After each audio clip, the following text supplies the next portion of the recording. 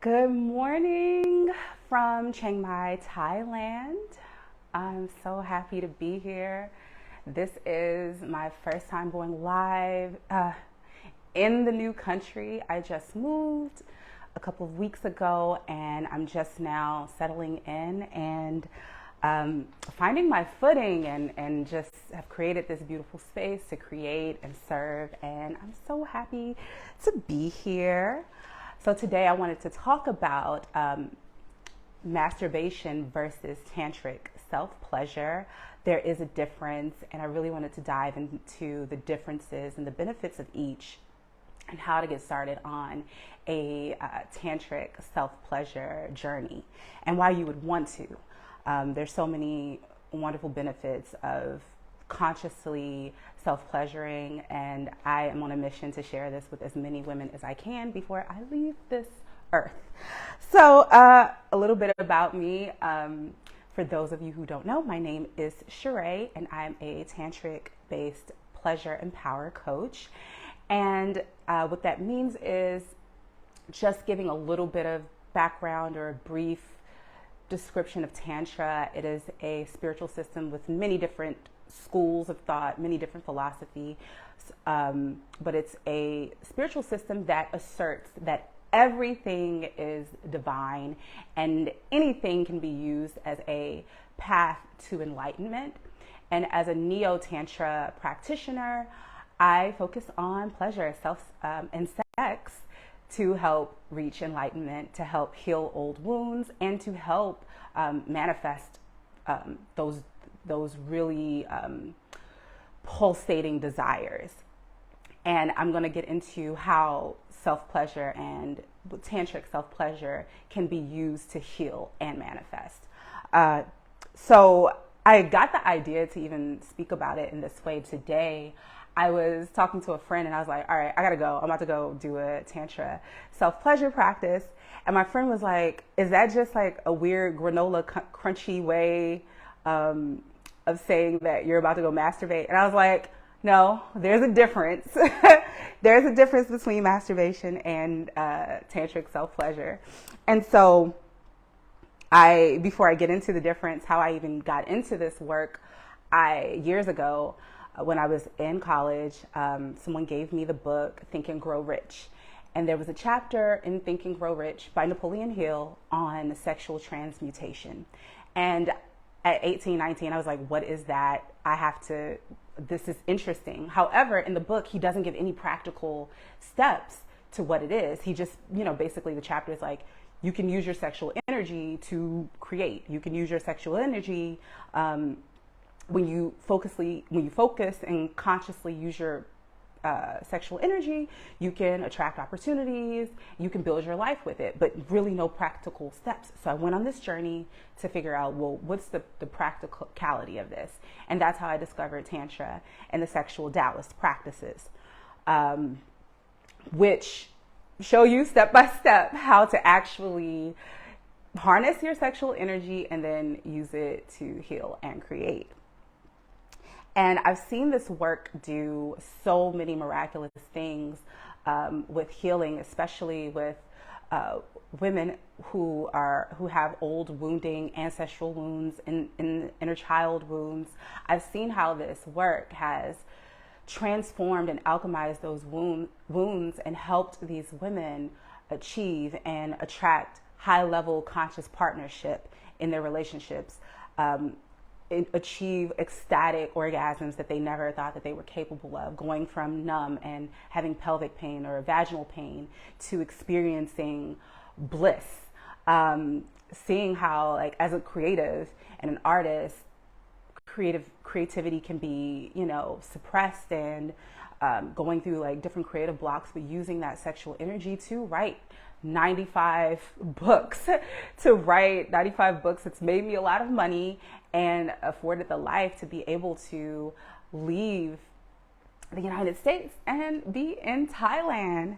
So I've seen this work and I've seen it transform so many women's lives.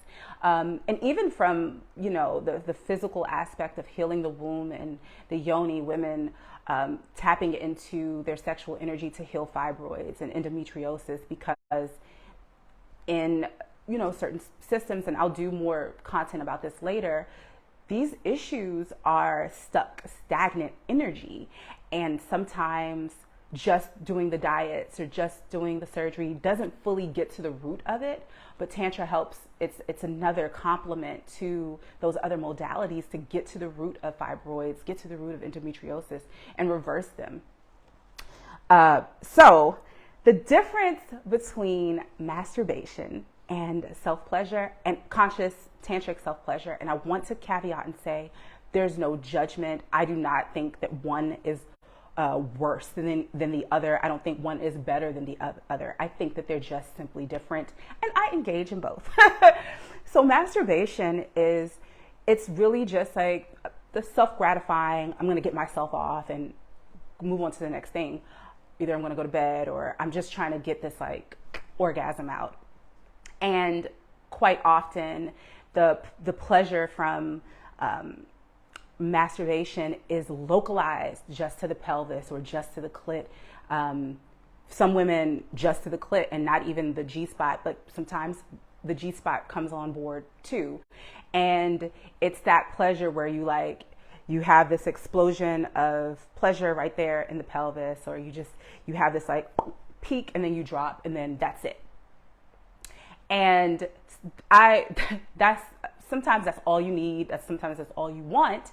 And sometimes your nervous system isn't quite ready to do the different work of tantric self-pleasure. A lot of wounding comes up, a lot of fear, a lot of old stuck energy from past lives, ancestral, generational stuff can come up to block pleasure and keep it from going beyond just like this localized, I feel good, and then it's over. So with masturbation, like I said, it's a start to feeling pleasure, and all pleasure is good. All pleasure is good, right? And so I'm not saying that one is better than the other and that you should stop masturbating. However, tantric self-pleasure, wow, it's a way to reach enlightenment. This is in Tibetan Tantra, there's a saying that says an orgasm is a brush with enlightenment, right? And why this happens is when you are consciously self-pleasuring, you use tantric self-pleasure, you bring your brain offline, this conscious, and I won't say your whole brain, right? The conscious judging part of you comes offline. You go deeper into the subconscious, your primal brain. You completely relax and begin to shed your false selves. You begin to shed the ancestral wounding, the generational stuff, the societal wounding, the traumas that you've incurred over the lifetime. And you reach like this peak of pleasure that you can ride this wave, and it can feel psychedelic. It can feel like just a beautiful high. It won't be just localized to the pelvic region and the vagina. It will be felt throughout the entire body. Some women have outer body experiences.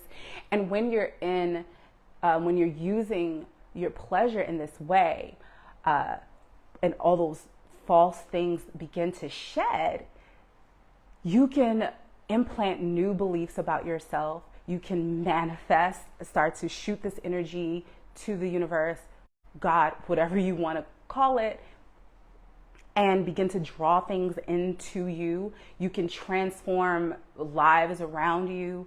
You become more magnetic. You use this energy to become more attractive. So that's really the difference between self-pleasure, conscious self-pleasure, and masturbation. And so what this ecstasy can do for you when you're doing tantric self-pleasure is it's really healing. And here's why. When you're born, you're perfect. You're perfect now. Let me say that. But when you're born, you're very expressive. You're happy, you're joyful, you're pure love, you're pure abundance. Over time, society, family starts to throw on their projections on you. You take them on to protect yourself because fitting in keeps you safe. And you create different false selves that will help you maneuver and move in this world in a way that keeps you from being shut out, that keeps you from death, that keeps you from going hungry, that keeps you from being abandoned, right? You try your best because things happen. Life is life. And with those false selves, what happens is energy gets stuck in the body. Energy gets especially stuck in the pelvis, in the womb, in the vagina. And there can be pain that occurs, numbness, blocks in pleasure. And so when you tap into conscious self-pleasure, you begin to unwind this old stuff that keeps you from living the most authentic version of you. And the most authentic version of you is abundance, pure joy, pure love. That's who you truly are. All the other aspects of yourself that you think that you aren't. You can examine those with tantric self-pleasure and realize, like, oh wait, no, there's something more here. There's something deeper here. So what I've been helping women do is build containers for themselves so that they can use their own pleasure to heal and alchemize the past experiences so that they can reach their most authentic version of themselves. And let me tell you what comes up. And this was my experience as well. When you first start, you do hit some roadblocks. You do hit some like energetic blocks. And sometimes like the fear creeps up, or there's like, what am I doing? Why am I doing this?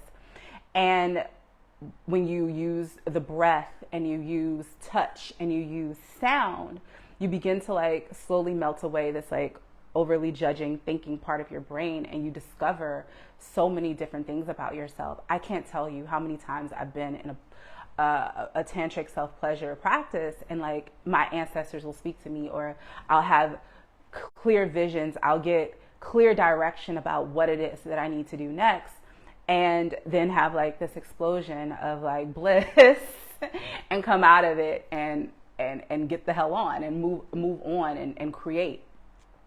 So this is something that I'm so passionate with helping women do, because our power rests in our pleasure. And our society is so threatened by that. And you have to sit back and wonder, like, why are we suppressing women's sexuality? Why is it only projected on us to be pleasurable for men, or pleasurable to sell products, right? Sex sells. And it's not men's sexuality that's selling this, it's ours. So why is it that, what is it that they know about us that it's selling? Hey, Clinton, what is it that they know about us that we don't, that we're not getting? And what they know that what I'm trying to help women learn is like, your pleasure is power. Your pleasure is so powerful, and it's not just used for yourself. You are the start, but your pleasure power can influence and change the world. And they know this. And this is why they're like trying to suppress this energy. So with that being said, when you tap into tantric self-pleasure, anxiety begins to dissipate, right? Your nervous system begins to regulate. Your vagus nerve, this long nerve running down your spine, it passes through the cervix. It touches the cervix, right? And so then there are other nerves that spread out through the vagina. And when you stimulate this area, and you use breath and you use intention and you use ritual, you are stimulating this vagus nerve. You are also regulating yourself to not be in fight, flight, freeze response, fawn response. You can have a more authentic response to your environment. You begin to unwind trauma with this type of work. And what I love about it is it happens quickly, right? It's not like, and listen, this is not a knock to therapy. Therapy is great. Talking is awesome. But you combine it with some self-pleasure, listen, you get from point A to point B quicker. You get from point A to point B in 10 weeks rather than 10 years or 5 years or a year or whatever it is, because talking only focuses here in the front of your mind, your conscious thinking brain, right? Talking doesn't get to the primal part of your mind. Talking doesn't get to the deep part of your nervous system where these stories live, these ancient stories live, because listen, your nervous system has programming from generations ago. We're talking tens of thousands of years. It's a pre-verbal aspect of yourself. It doesn't know language. It just knows feeling. It knows color. It knows sound. It doesn't understand English. So that's why sometimes when we do affirmations, and I don't want to go too far on a tangent because there's so much here that I want to teach and so much that I'm going to be sharing. But sometimes when you do affirmations, they don't work because you're trying to convince a part of your body, a part of your brain of something that it doesn't understand. It doesn't speak language. So tantric self-pleasure gets you deeper into the deepest parts of your psyche and the deepest parts of your body so that you can plant these new affirmations or plant a new belief system. And the other thing that this beautiful practice can get you, it increases your psychic powers, right? Your pussy is psychic. Your intuition lives in the body. It's not a mental thing. Hi, Jasmine. Your intuition lives within your body. This is a primal response, a primal understanding of your environment and of your surroundings.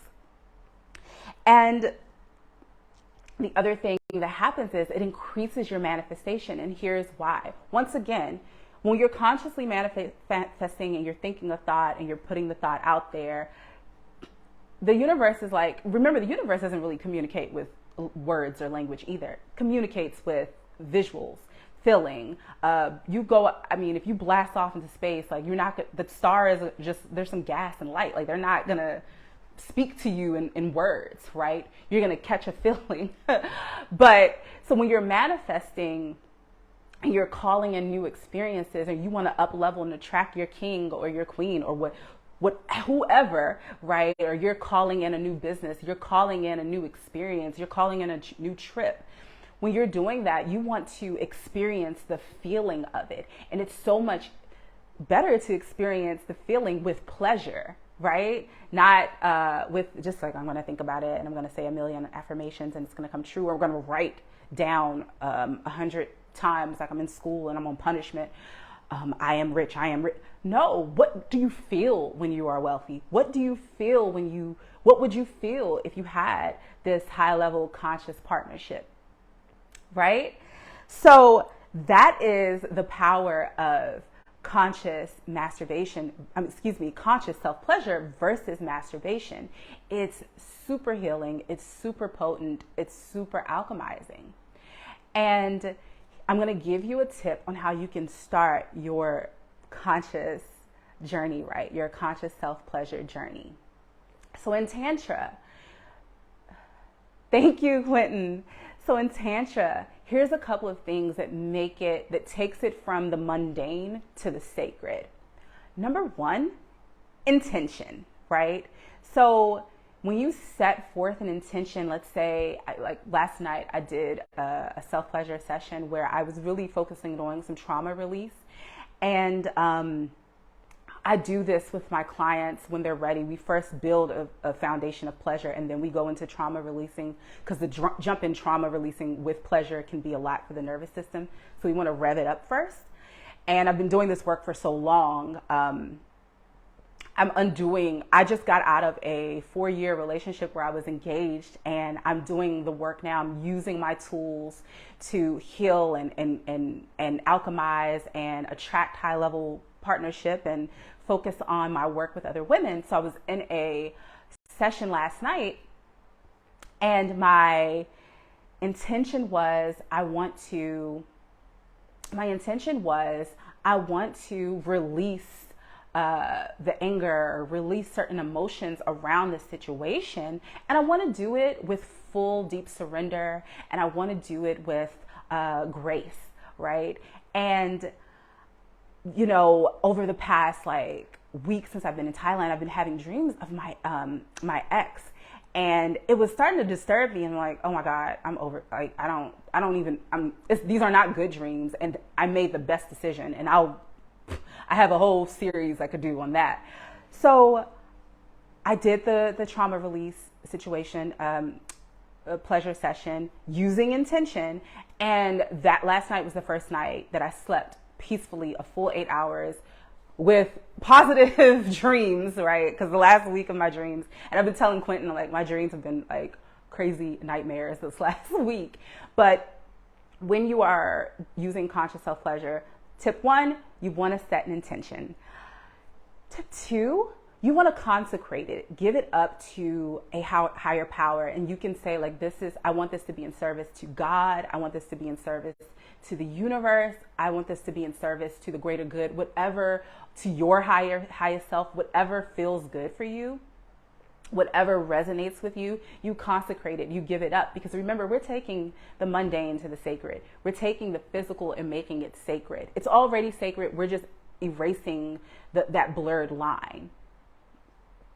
So intention, and then consecration. And 3, you really want to slow down and feel your sensations and use breath to help you do this. So sometimes when we're masturbating, it's like you pull out the vibrator or whatever, and maybe you're watching porn, and you're not fully present in the sensations of your body and what's really arising. You're just like, let me get one off and let me go on about my business. And like I said earlier in this video, there is absolutely nothing wrong with that. Sometimes that's all you need. You want to get it over with, go to sleep, or de-stress from a long day. That's fine.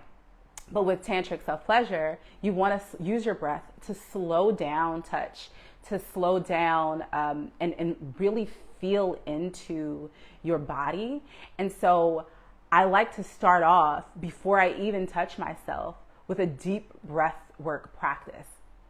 Anywhere from 1 to 10 minutes of just deeply breathing and scanning my body, finding whatever pockets of tension may be there, finding whatever pockets of anger or stress or contraction is there, and breathe into those spaces and give them more space, open up before I dive in to touch. Because what happens when you do this breath work and you do the deep breathing, this is when you begin to take your brain from thinking about your dinner and the business and the job and the kids and the husband and all of that. You take your brain off of all of that. You get into the body, focus on the sensations of the body.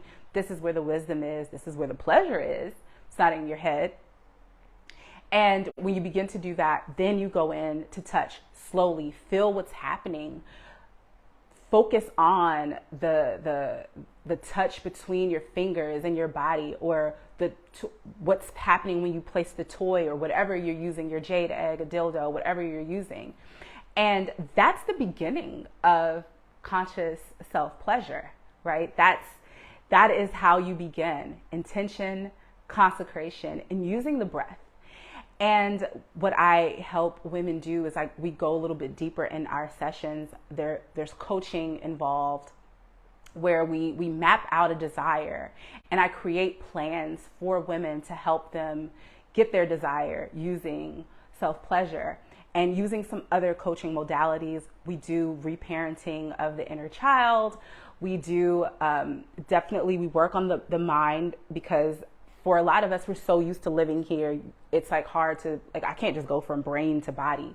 So we combine the two to help create this container and this foundation of pleasure, so that you can manifest, so that you can draw in exactly what it is you want. I use a desire-based system because in Tantra, the desires that we have, those little things that we want, are impulses. Our impulses they're kind of like breadcrumbs that lead to our authentic selves. you know.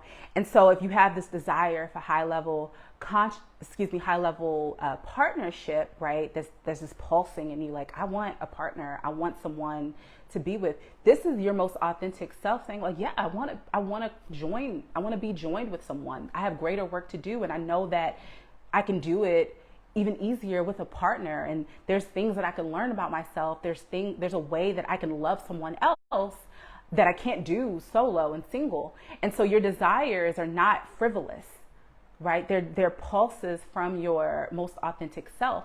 And so we use desire in this form of coaching because it helps you reach that enlightenment. It helps you reach the deepest part of yourself. Rather than searching for problems like, okay, like, you know, and this is, once again, I love therapy and I think it's a complement to coaching, but therapy, you could be in therapy for years finding problems or trying to fix a problem. And with coaching, it's like, no, what do you want? And how can I help you get it? What do you need? And how can I help you get it? What is a desire that keeps popping up that wakes you up in the morning, that you think about throughout the day, and how can I help you get it? And let's get it. And I help women create these plans to walk the trail and enjoy the journey and do it with pleasure, getting what they desire. So if you have any questions, let me know in the comments. I will answer them for you. And I'll let you know that you can work with me one-on-one.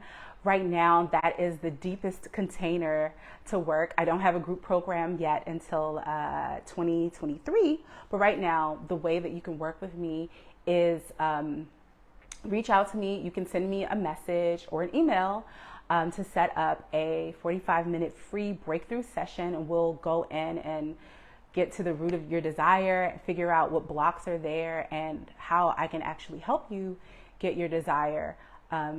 In my work, I use ancestral healing, I use gentle trauma release, I use intention setting, I use breath work, I use sound, and I use the jade egg, which is a beautiful catalyst. And I'm going to be working on a series of vlogs about the jade egg because there's a lot of misconceptions about it.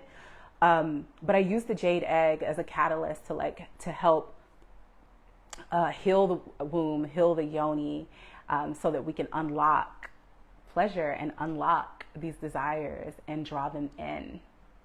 So you can reach out to me at ShereeMabry.com or send me a message either here or on Instagram. I'm all over the place. At The Sheree on Instagram, at The Sheree on TikTok. And it's been wonderful. I will talk to you soon. Rest in pleasure and have a beautiful night, a beautiful day wherever you're watching this from.